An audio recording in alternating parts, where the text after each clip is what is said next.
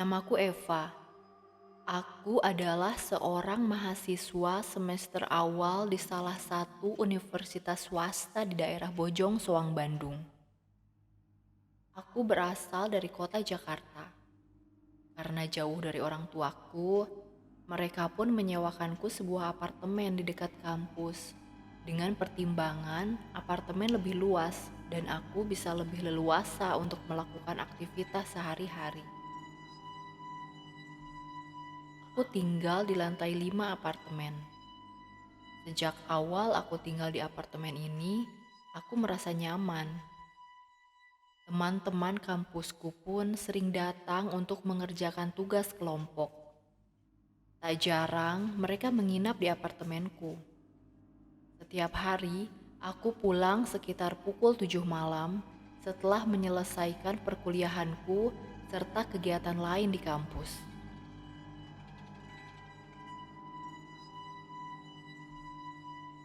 Suatu malam, aku pulang terlambat karena ada kegiatan kampus yang harus aku ikuti sampai pukul 9 malam. Aku tiba di apartemen pukul setengah 10. Seperti biasa, aku naik lift menuju kamarku.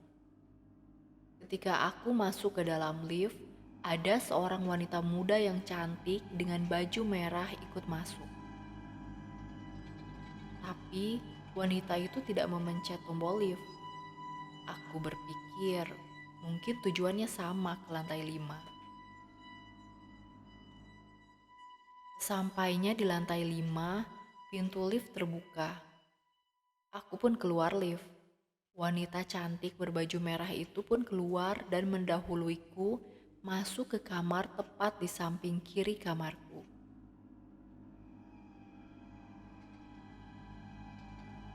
Karena lelah, aku langsung rebahan di kasurku yang nyaman tanpa sempat berganti baju atau cuci muka.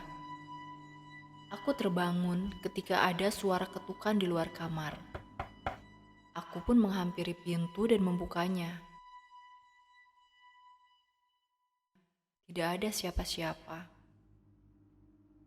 Aku kemudian masuk lagi dan hendak berbaring hingga akhirnya aku mendengar suara ribut-ribut di samping kamarku. Kamar kiri, kamar yang dimasuki oleh wanita cantik berbaju merah tadi.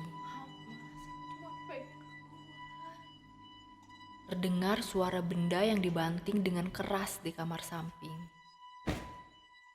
Dan beberapa kali terdengar suara benturan yang sangat keras di tembok kamar itu.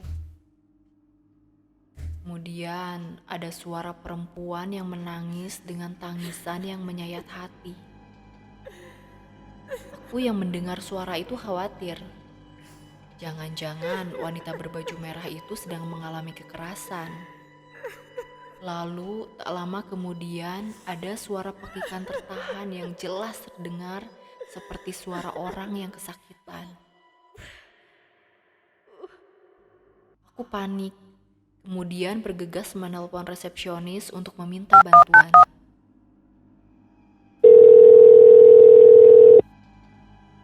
Selamat malam, dengan Nadia resepsionis, ada yang bisa saya bantu?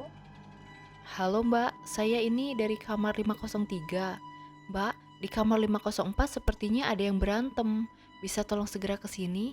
Saya khawatir mbak di samping ini kenapa-kenapa. Setelah menelepon resepsionis, aku pun menunggu di luar kamar.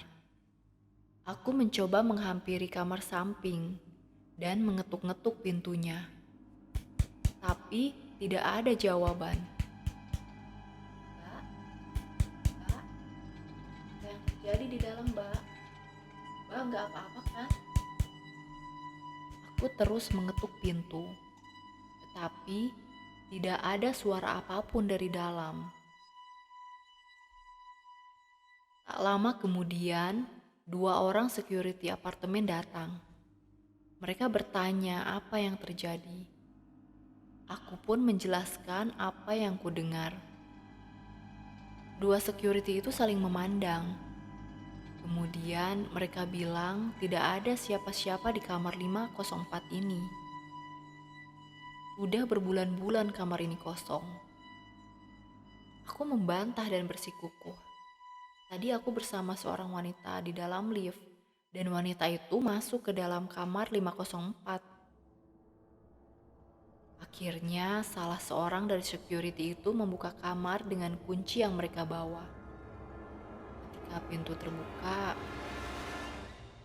kamar itu gelap. Lampunya tak menyala. Dan ya, tidak ada siapa-siapa. Kami pun keluar dari kamar.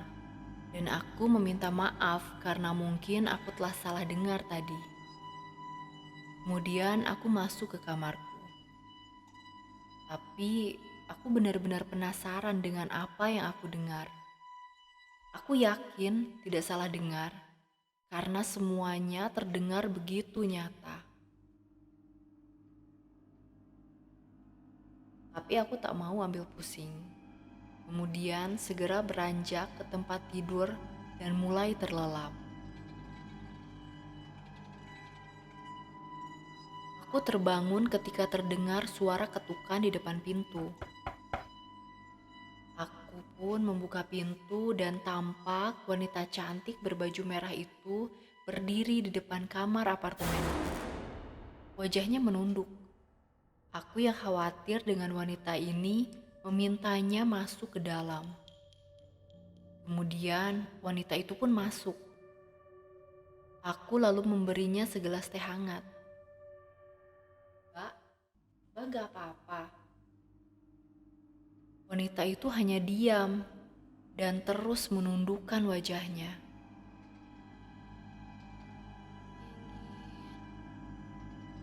Kata wanita itu lirih.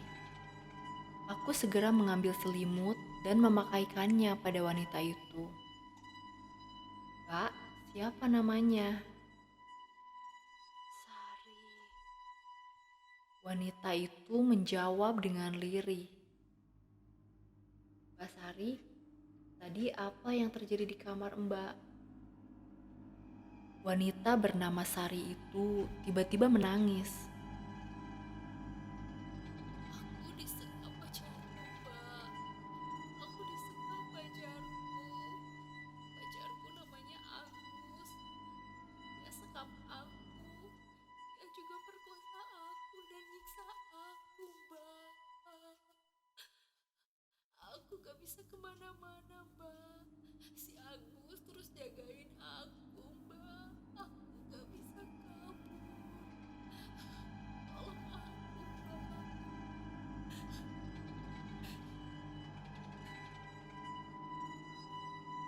Sari menceritakan kisahnya dengan terbata-bata. Aku yang mendengarnya ikut terenyuh sedih. Mbak Sari udah berapa lama disekap pacar Mbak? Sekarang di mana pacar Mbak? Pacar aku udah pergi, Mbak.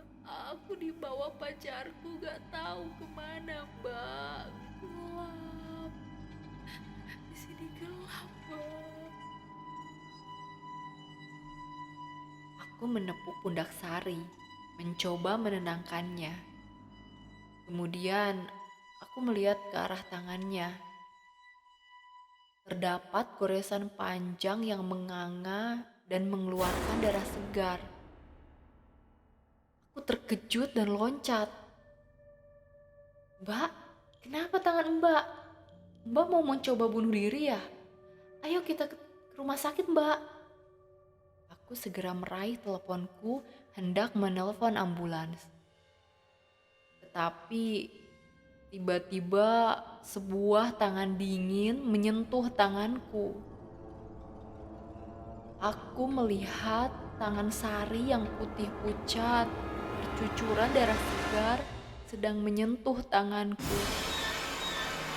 Aku pun memandang wajah Sari. Wajahnya yang asalnya tampak cantik, tiba-tiba berubah. Pembuluh darah matanya seperti pecah, hingga matanya tampak merah menyala. Hidungnya patah dan bengkok. Dahinya hancur, seperti terkena benturan benda tumpul. dan bibirnya tampak menghitam serta pecah, mengucurkan darah segar yang membasahi dagu dan bajunya. Sari menyeringai menatapku. Tangannya erat mencengkram lenganku. Kuku-kukunya menggores kulit lengan dan aku pun meringis perih. Dengan nafas sesaknya, Sari mendekati telingaku dan berbisik. "Tolong aku kedinginan di sini." Kemudian menangis, dan suara tangisannya membuatku bergidik ngeri. Aku kemudian terkulai lemas. Sari menatapku dengan tatapan tajam dan mengerikan. Lalu ia menembus dinding kamarku menuju kamar 504, kamar yang didiaminya.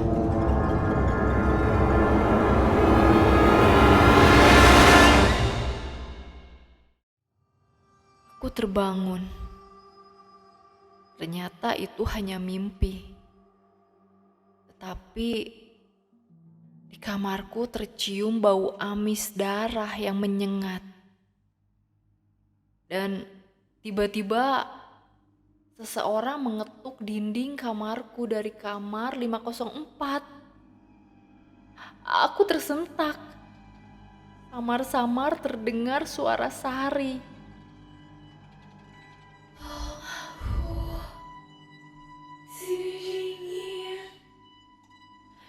Persis seperti yang terdengar di dalam mimpiku tadi. Tak banyak berpikir, aku pun segera lari keluar kamar dan menuju ke lobi. Malam itu, aku memutuskan untuk minta jemput Mirna, sahabatku. Aku akan menginap di kosannya. Masa sewa apartemenku tersisa 1 minggu lagi. Ayahku memang membayar sewa per bulan. Dan aku sudah meminta ayahku untuk tidak melanjutkan sewa di apartemen itu lagi. Aku memutuskan untuk ngekos di kosan yang sama dengan Mirna, sahabatku. Orang tuaku pun setuju.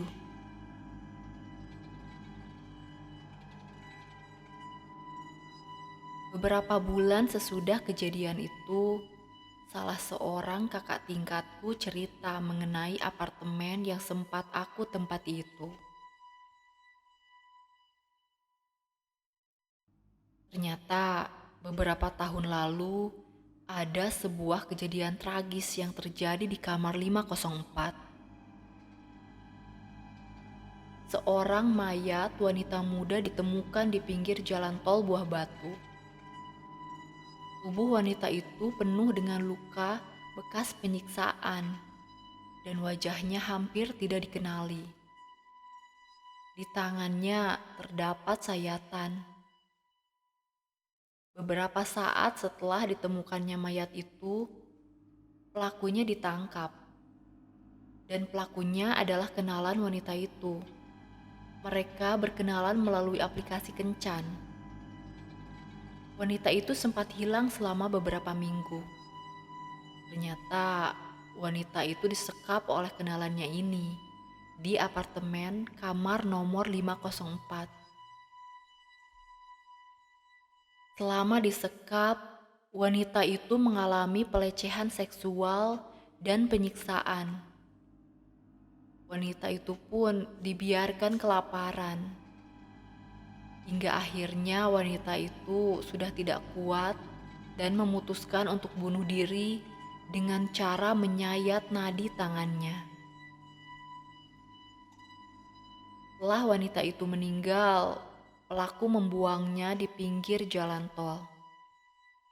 Sejak saat itu, kamar apartemen nomor 504 selalu kosong.